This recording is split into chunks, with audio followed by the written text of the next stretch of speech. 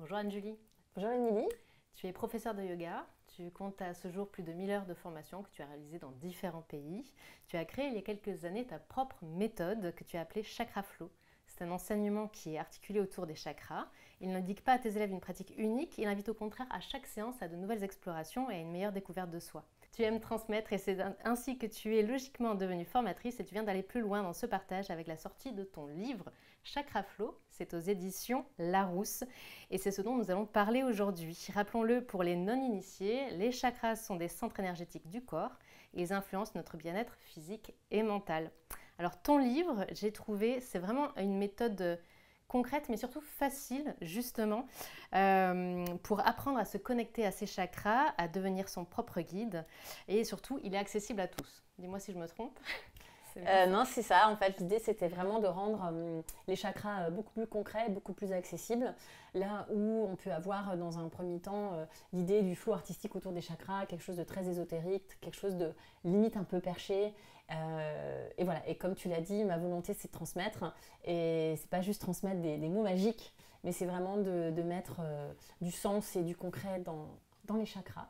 C'est ça, et c'est justement une vision holistique de l'être humain dans son ensemble. Et tu parlais du côté ésotérique. Toi, tu arrives justement un petit peu à, on va dire, rationaliser, peut-être ça, le remettre, on va dire, dans le quotidien des personnes, c'est ça, par le biais du yoga. Comment t'as réussi cette magie? Alors effectivement, déjà, le côté holistique, c'est prendre en compte les choses dans leur globalité. Donc c'est pas prendre en compte que le corps, par exemple, quand on fait du yoga, c'est de voir aussi tout l'aspect émotionnel, intellectuel, spirituel, physique bien sûr du yoga, aussi énergétique. Mais énergie et énergétique, c'est pas un gros mot, c'est une vraie chose, une vraie donnée qui existe. Et déjà, j'ai voulu essayer de commencer par ça. En fait, c'est pas de la magie, tu sais, à force d'entendre des gens qui te disent ah là là, tu sais, il faut lâcher prise, ou alors ah non, mais tu sais, les chakras, c'est un truc, tu le sens ou tu le sens pas, c'est un truc que tu as au fond de toi, écoute-toi ou fais-toi confiance. Enfin, tous ces mots magiques, toutes ces formules-là qu'on sort un peu à tout bout de champ, mais sans vraiment expliquer ce que c'est et comment on fait. Et du coup, moi, j'en avais un peu marre d'entendre ces phrases magiques et j'ai voulu essayer de comprendre. Enfin, c'est quoi se faire confiance, par exemple, si on prend cet exemple-là. Et donc, j'ai vraiment voulu donner une définition de la confiance. Et comme tu le disais, donc sur différents plans, aussi bien avec des postures de yoga dans le livre, mais aussi bien avec des exercices concrets, de la narration, parce que le début de chaque chapitre, c'est justement expliquer par exemple ce que c'est la confiance, si je prends cet exemple-là encore une fois. Donc voilà, donc c'est vraiment né du besoin, en tout cas pour moi déjà, personnellement, de comprendre en fait. Oui, on reviendra justement sur ce livre qui est très bien fait, effectivement, comme tu l'expliques, il est très bien structuré, on reviendra dans le détail dans la question suivante. Donc on a compris l'intérêt pour toi des chakras et comment as-tu trouvé cet intérêt justement de développer ta propre méthode, la méthode Chakra Flow? Alors c'est pas moi qui ai développé la méthode Chakra Flow, c'est la méthode Chakra Flow qui est venue à moi en fait. Ça faisait des années que j'enseignais selon mes inspirations, selon mes premiers professeurs. Et puis moi, quand je me suis formée au yoga, j'étais très intéressée par les chakras parce que ça donnait vraiment une grille de lecture, ça donnait un début, un milieu, une fin sur un parcours de développement personnel. Et puis ça aussi, ça permettait d'entrecroiser des connaissances, des données. Donc en fait, je me suis toujours essayé de suivre un petit peu ce chemin des 7 chakras, mais même dans ma vie, j'essaie de construire les choses de leur base et ensuite d'aller toujours un petit peu plus loin. Et en fait, mes cours, je les articulais comme ça, et mes formations, je les articule comme ça aussi. Et en fait, ce nom Chakra Flow, c'est un nom qui est un peu tombé du ciel. Ça faisait des mois que je disais, tu sais, il faut absolument que je trouve un nom par rapport à ce que je fais, parce que c'est quoi le yoga que je propose, parce que chaque professeur de yoga est différent, chacun sa personnalité, chacun un petit peu son petit truc, sa patte, sa technique, effectivement, sa méthode. Et le nom est tombé en fait, et c'était une évidence en fait. C'est pour ça que c'est pas vraiment quelque chose que j'ai cherché à développer. J'ai pas inventé les chakras. Les chakras sont là depuis toujours, mais j'ai vraiment ça reflète vraiment ce que je suis, comment je travaille, comment je donne cours et comment je structure, parce que je suis aussi, même dans mes cours de yoga ou même dans mes formations, j'ai une façon de voir les choses de manière assez structurée, ce qui permet beaucoup de liberté en fait à l'intérieur de la structure. justement, j'allais rebondir dessus, pour avoir suivi tes cours et ta formation, effectivement, ça ne s'arrête pas juste à la pratique du yoga, aux postures, etc. Il y a vraiment toute cette dimension que tu apportes et c'est aussi ce qui effectivement reste ta patte, ta touche personnelle. Quel est l'objectif avec la réalisation de ce livre? Que veux-tu transmettre? Et comment justement tu l'as pensé? Comment est-il articulé? Puisqu'on en a parlé, il y a plusieurs chapitres, il y a un peu de méditation, il y a tout ça. Comment toi tu l'as pensé et souhaité? Alors déjà, ce que j'ai voulu transmettre, déjà j'ai voulu mettre à l'écrit vraiment tout ce que j'avais pu moi comprendre, apprendre après toutes ces recherches que j'ai pu faire sur tous ces petits termes galvaudés, l'ancrage, la confiance, le lâcher prise, l'énergie en fait. J'avais besoin vraiment de pouvoir expliquer ce que c'est en 3 mots simples, concrets, efficaces et accessibles pour tout le monde. Donc ce que j'ai voulu, c'est transmettre tout ce qu'on ne m'a pas transmis finalement. C'est vraiment pouvoir donner ça. Au début, je l'ai pensé, ce livre, il est né d'un désir de mettre à l'écrit vraiment tout ce que j'ai pu apprendre ces dernières années. De le transmettre à mes élèves dans un premier temps. Et c'est vrai que petit à petit est née vraiment l'idée du livre. Et donc il est construit évidemment en 7 chapitres, puisqu'il y a 7 chakras. Donc il y a pour chaque chapitre, pour chaque chakra, on va appeler ça une narration. Donc là, c'est moi qui écris sur les principaux aspects des chakras. Si je prends par exemple le premier chakra, le chakra racine, Muladhara, je vais expliquer ce que c'est déjà la couleur, l'élément, tout ce qui est relié à la philosophie yogique et hindouiste. Mais ça, c'est des choses qu'on peut trouver. C'est des choses qu'on peut trouver sur Internet, c'est des choses qu'on peut trouver. Ça existait déjà. Là où j'ai voulu aller plus loin, c'était vraiment de donner du concret, du sens sur des termes comme ancrage et le ramener dans le quotidien. Et comment on fait pour s'ancrer aujourd'hui et qu'est-ce que ça veut dire? Et moment présent, c'est quoi le moment présent? Comment on fait pour se connecter dans le moment présent? Très simple, en fait ça commence par la respiration, par le corps, par la prise de conscience de soi en fait, de la première chose qu'on fait quand on est, c'est respirer. Et donc vraiment le premier chakra, c'est ça, c'est toute la base, c'est tout le début, c'est tout le commencement, c'est tout le côté primordial de l'être humain. Et ensuite, une fois que j'ai bien expliqué ce que c'est que l'ancrage, ce que c'est que le moment présent, ce que c'est que l'humilité aussi, parce que dans le premier chakra, on est associé à l'élément de la terre, et la terre, c'est aussi en latin humus, et humus, c'est aussi humilité, donc je fais aussi des liens avec tout un tas d'autres notions qui se raccrochent à ça. Le fait de pouvoir passer du temps dans la nature, par exemple, pourquoi c'est important aujourd'hui et en quoi ça peut nous aider à nous reconnecter à notre moment présent. Je parle aussi de la simplicité, par exemple, dans le premier chapitre aussi, de pouvoir apprécier les choses simples. Et ensuite, une fois que j'ai pu vraiment expliquer tout ça, on arrive sur des petits exercices concrets de la vie quotidienne. Donc des choses très simples, par exemple, dans le premier chapitre toujours, c'est prendre le temps de regarder ce qu'on mange. C'est très bête, mais on ne le fait pas assez. Donc on devrait tous prendre le temps de peut-être un peu plus cuisiner, un petit peu plus faire les choses nous-mêmes, parce que l'alimentation c'est pareil, c'est quelque chose, c'est un besoin primaire, on a besoin de boire, manger, respirer, c'est vraiment le plus important. Donc comme c'est le plus important, est-ce qu'on met de l'importance et est-ce qu'on met de la conscience dans ces choses-là? Donc petit exercice concret, regardez ce que vous mangez, essayez de privilégier des aliments qui viennent de la terre, par exemple, pour se connecter avec ça. C'est pas seulement juste se connecter à un chakra, et je préfère utiliser le terme s'ouvrir au chakra que ouvrir ces chakras. C'est je m'ouvre en fait à cette vision qui est une vision hindouiste, qui n'est pas la nôtre dans notre monde occidental, qui est une vision beaucoup plus holistique, beaucoup plus 360 degrés, beaucoup plus circulaire, cyclique. Il n'y a jamais de début, il n'y a jamais de fin, tout recommence tout le temps. Donc c'est s'ouvrir à une nouvelle vision et s'en inspirer pour améliorer son quotidien.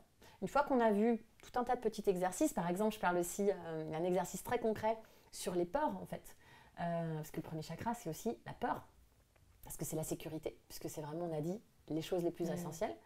Et comment on dépasse ces peurs en fait? Comment on rationalise ces peurs? Parce qu'une fois qu'on a dit j'ai peur, mais qu'est-ce qu'on fait?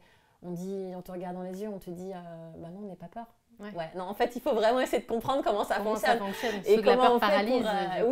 Oui, par exemple. Donc, comment on fait pour rationaliser ces peurs? Parce qu'on a aussi un autre chakra, le 6e chakra du 3e œil, qui lui, c'est la raison, c'est l'intellect. Et donc, du coup, ça fait aussi des liens avec des chakras.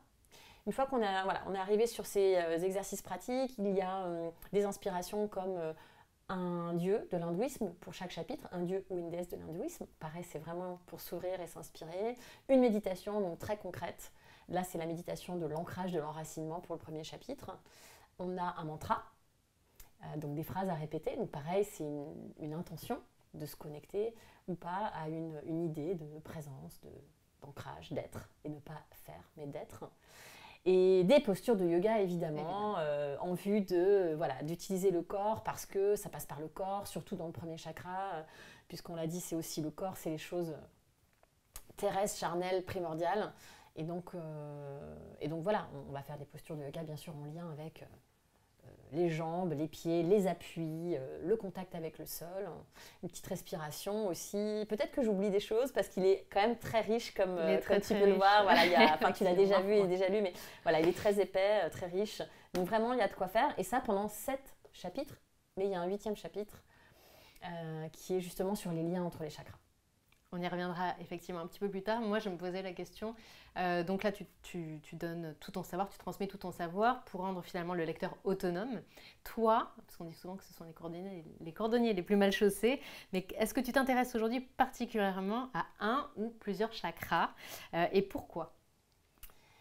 Alors, je m'intéresse toujours tout le temps à plein de chakras. C'est sûr qu'il y a ceux avec lesquels on a une affinité, ou en tout cas, on retrouve beaucoup de ces aspects dans la vie quotidienne. Par exemple, quand on habite à Paris, dans une grande ville, où on fait plein de choses à la minute et puis qu'on est assez loin de la nature, rapidement, le premier chakra, il nous appelle. Hein, c'est normal, mais ça peut être le contraire aussi, hein, bien sûr. Et puis après, il y a des chakras auxquels on ne pense jamais. Et peut-être que c'est un signe qu'il faut y penser un peu plus. Ce que j'aime bien faire, c'est surfer un peu sur les saisons et sur les événements. Donc, par exemple, là, on est en hiver, donc j'aime bien me concentrer un peu plus sur le chakra sacré, donc symbole de l'eau, du mouvement, du recommencement, mais aussi de la mise au repos, de laisser un peu les choses circuler d'elles-mêmes.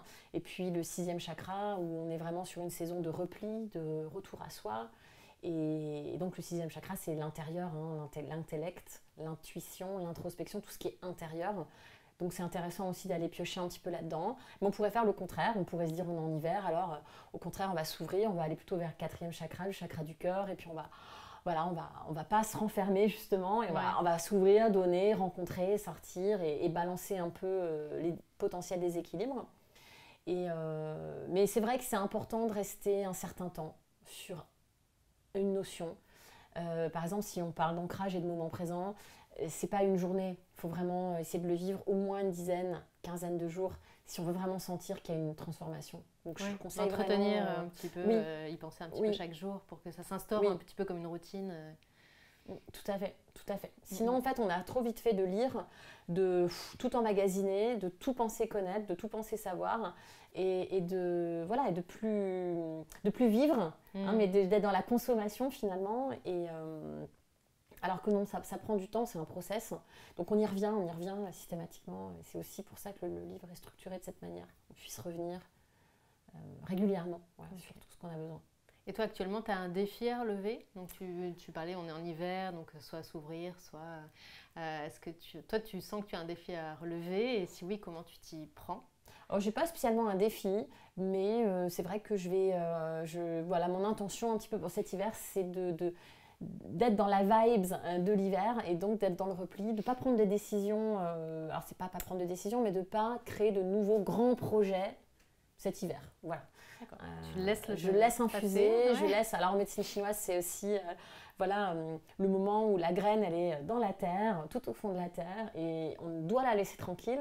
Si on la laisse pas tranquille, elle va pas pousser. Donc il faut vraiment la laisser tranquille le plus longtemps possible, et pour qu'au printemps, ça puisse éclore. Donc là, mon défi, c'est pas lancer de nouveaux projets là tout de suite. Alors dans ton livre, tu expliques comment justement mettre du yoga dans sa vie, cultiver la spiritualité liée au yoga. Ça veut dire quoi pour toi? Alors déjà, c'est important de dégalvauder tout de suite ce terme spiritualité qui peut vouloir tout dire et rien dire pour certaines personnes. On peut l'associer rapidement à la religion, mais évidemment, c'est pas que, voire pour moi, pas du tout. En fait, je posais la question à l'époque à Avignon, parce qu'à Avignon, quand j'habitais à Avignon, les gens aimaient beaucoup les histoires très spirituel. Donc je posais la question, mais c'est quoi la spiritualité? Et on me répondait, mais c'est un truc, tu comprends, tu le sens ou tu le sens pas. Enfin, ok, aucune réponse. Donc j'ai vraiment cherché, et pour moi la spiritualité, c'est apprendre de soi, se relier à soi pour pouvoir se relier aux autres. Donc dans le yoga, souvent on pense spiritualité, on pense à penser à soi. Et on pense à beaucoup s'écouter en fait. On dit écoutez-vous, écoutez-vous, écoutez-vous. Oui, mais la question c'est qu'est-ce qu'on écoute? Parce qu'il y a plusieurs voix dans nos têtes. Hein. Je ne sais pas à toi, mais en général, il y a... On est plusieurs. Il y a plusieurs. Au moins, on va dire il y en a deux. Il y a une voix que si j'écoute trop, je vais faire n'importe quoi. Et que si j'écoute pas, je vais faire n'importe quoi aussi. Donc l'idée, c'est de bien comprendre quelle est la voix qu'il faut écouter. Donc voilà, donc ça pour dire que la spiritualité, c'est pas l'égoïsme, c'est pas juste revenir que sur soi, c'est aussi les autres. Et donc le yoga, même si c'est une pratique très individuelle, c'est aussi une pratique universelle. Et ça, il faut pas l'oublier. Donc pratiquer le yoga, oui, mais pour se regarder à travers un écran sur Instagram, non. On est dans un monde, et en fait, cultiver la spiritualité, ça veut dire trouver du sens pour soi et soi-même. Donc en yoga, on appelle ça son dharma, sa mission de vie, et des autres. C'est-à-dire que quel est le rôle que je vais jouer dans ce monde qui, lui, est là, en fait, en constante évolution. Je ne suis pas juste toute seule ici à Paris. Voilà, il y a plein d'autres villes, il y a plein d'autres pays, et il y a plein de planètes aussi autour. Enfin voilà, on fait partie d'un univers. Donc c'est bien sûr se reconnecter à soi, mais ne pas oublier qu'on est on n'est pas tout seul. Et donc le yoga, ça aide beaucoup à cultiver sa spiritualité sur bien des aspects. Je vais te donner un exemple, le plus concret, facile, pratique. En fait, le yoga, c'est un lieu d'expérience. Enfin, le tapis, voilà, le petit tapis là sur lequel on pratique, voilà, c'est un lieu d'expérience. Donc, en fait, c'est utiliser ce tapis. C'est comme une parabole. C'est-à-dire que si je m'acharne à absolument vouloir réussir une posture, il y a des chances que je me blesse, par exemple, parce que je m'acharne et je suis dans le contrôle. Donc là, par exemple, j'apprends, en pratiquant le yoga, à faire la distinction entre les choses que je contrôle et les choses que je ne contrôle pas. Il se trouve que quand on arrête de vouloir tout contrôler, qu'on commence à lâcher prise et qu'on prend de la distance et de l'humour aussi sur notre pratique de yoga, les postures arrivent et voilà, on finit par se dépasser ou pas. Et peut-être qu'on ne fera jamais le grand écart facial. Mais on va l'accepter aussi. Ouais. Voilà. Donc en fait, c'est vraiment un lieu d'expérience. Donc si j'arrive à, sur mon tapis, prendre du recul, me détacher, me connecter à moi, à mon souffle, à mon corps, mais aussi me connecter au monde qui m'entoure. Parce que c'est ça la méditation. C'est pas que se connecter à sa respiration. En art martial, quand on médite, c'est aussi pour capter le mouvement de l'autre derrière soi. Enfin voilà, il y a derrière soi, devant soi, on pourrait fermer les yeux et puis voilà, capter des personnes qui viennent bouger autour de nous. Donc c'est vraiment vivre une expérience. Le yoga offre plein d'outils, que ce soit des outils physiques comme les postures ou la méditation ou l'ayurveda, enfin tout un tas. Bon, tu sais que le yoga c'est très vaste. Mais voilà, en tout cas, on peut cultiver beaucoup d'aspects de sa spiritualité dans le yoga, c'est clair. Alors on le disait déjà en introduction, les chakras pris isolément ont déjà un sens. Toutefois, comment comprendre les liens entre les différents chakras, la logique d'équilibre qui les lie tous ensemble? Parce que c'est un point que tu abordes à la fin de ton livre, je crois. Alors effectivement, je dis dès la première page de mon livre, attention à ne pas s'enfermer dans un chakra, attention à ne pas faire des gros raccourcis, j'ai mal aux pieds, donc j'ai un problème avec le chakra racine, et donc peut-être j'ai un problème avec mon papa, avec ma maman, ok, on va pas faire ce genre de raccourcis, faut vraiment pas s'enfermer là-dedans, parce que sinon on va créer de nouvelles croyances. Et on est comme ça, hein, on est toujours à chercher de nouvelles croyances. Donc on veut vraiment éviter de se re-enfermer dans un chakra et s'ouvrir un petit peu à des liens qui peuvent exister entre tous les chakras. Et ça, c'est intéressant. C'est un peu comme en médecine chinoise, où si on a un problème d'estomac, on va mettre une aiguille dans le pied, par exemple. On dit, c'est bizarre, pourquoi c'est dans le pied alors que... Voilà, donc c'est de se dire que tout n'est pas forcément au même endroit. Et voilà, c'est une vision globale. Et le yoga, c'est une vision globale. Et si on veut aller mieux dans sa vie, c'est une vision globale. C'est pas parce que je vais faire 1 heure de squash par semaine que il faut c'est marcher, c'est manger sain, donc tout est global. Donc dans cette idée-là, je peux te donner des exemples. Ce que j'aime bien faire, c'est mettre le 4e chakra qui est au centre, c'est le cœur, qui est vraiment au milieu, aussi bien physiquement que voilà, numérairement, hein, le 4. Donc il y a 3 chakras en dessous, 3 chakras au-dessus. Et si tu veux, tu peux essayer de faire cette combinaison, de prendre les deux opposés. Donc par exemple le 1, le 7, le 2, le 6 et le 3, le 5. Alors si on prend le 1, le 7, donc le premier chakra, l'enracinement, et puis le 7e chakra, la connexion avec le divin, avec le monde complètement extérieur, avec la spiritualité, avec tout ce qu'on ne contrôle pas, avec cette mission de vie dont on parlait, le lâcher-prise total. Ben, en fait, c'est vrai que pour pouvoir lâcher prise totale, il faut quand même d'abord avoir les pieds sur terre. Sinon, il n'y a pas d'intérêt à prendre, je sais pas moi, pourquoi pas on prend tous du LSD et ça y est, on a tous touché le paradis, le samadhi. Et... Non, en fait, l'idée, c'est vraiment de cultiver les deux opposés. Parce que voilà, pour pouvoir grandir, s'élever, il faut pouvoir toucher le sol. Faire tout ça en conscience aussi. Et en conscience. Et commencer déjà par le commencement. Donc on ne construit pas une maison par le toit, on commence par les fondations. Donc la vision que je propose, c'est la vision la plus classique. C'est vraiment de monter du premier jusqu'au dernier chakra. Et peut-être après on peut redescendre, pourquoi pas. Mais il y a vraiment ce commencement qui est important pour vraiment construire. C'est un chemin de développement personnel, on commence par le commencement. Et puis je peux te donner un autre exemple, par exemple le chakra de la gorge. Et puis le chakra de la confiance, où voilà, c'est des liens qu'on peut faire. Si j'ai du mal à m'exprimer, est-ce que je peux me poser la question, est-ce que c'est juste j'ai du mal à m'exprimer? Ou alors est-ce que j'ai pas vraiment confiance en moi? Est-ce que c'est parce que je parle plus fort que les autres que j'ai vraiment confiance en moi? C'est d'essayer de faire un peu des liens, par exemple. Voilà. Et ça, c'est intéressant, on le voit dans le dernier chapitre, mais c'est aussi intéressant que chacun puisse trouver un petit peu ses combinaisons personnelles. Oui, justement, il y a quelques grilles d'exercices à la fin de ton livre. Alors, il y a un test.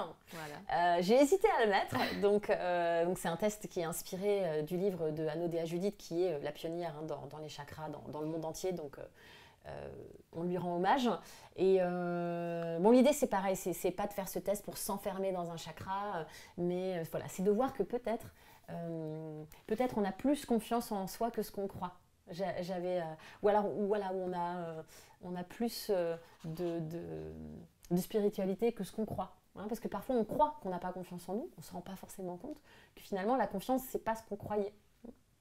Très bien, voilà, je montre à la caméra donc le petit test que l'on retrouve à la fin de l'ouvrage. Merci beaucoup Anne-Julie, je rappelle donc le titre de ton livre Chakra Flow et c'est aux éditions Larousse. Pour te retrouver et suivre ton actualité et ton travail sur ta plateforme anjulieyoga.video et bien sûr sur Instagram, Anne-Julie Yoga, tout attaché, c'est bien ça? Très simple, Anne-Julie Yoga, pas de surprise. Un mot avant de nous quitter? Eh bien écoute, juste merci beaucoup.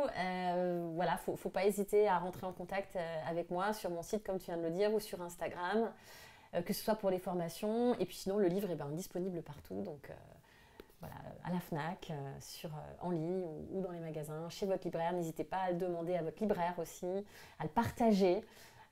C'est un beau cadeau aussi à faire. Donc voilà, c'est que le début. Eh bien, merci beaucoup Anne-Julie, merci à toutes et à tous.